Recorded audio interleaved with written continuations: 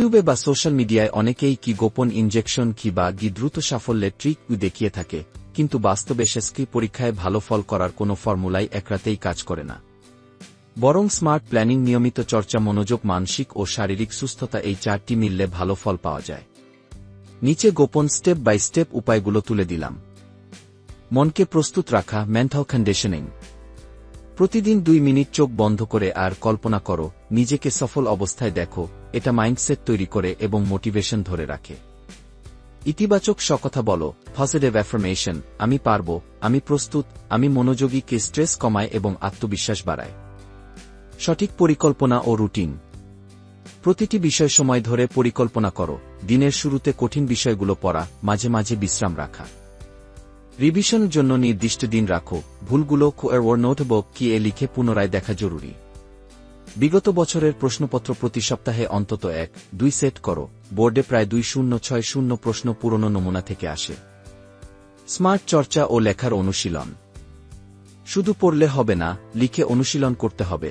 সচেতনতা ও গতি বাড়ে। খাতায় লেখার উপস্থাপন পরিষ্কার রাখো। পরিষ্কার হস্তাক্ষর পরীক্ষকের নজরে পড়ে।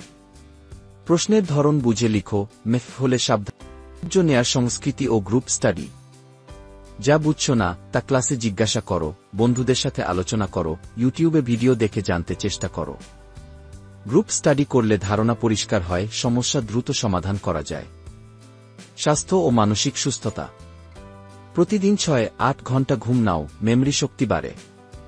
স্বাস্থ্যকর খাবার, পর্যাপ্ত পানি ও ব্যায়াম মস্তিষ্কে ফোকাস ধরে রাখে। মানসিক চাপ কমাতে ব্রেক সময় রাখা এবং প্রয়োজনে কাউন্সেলিং নেওয়া জরুরি।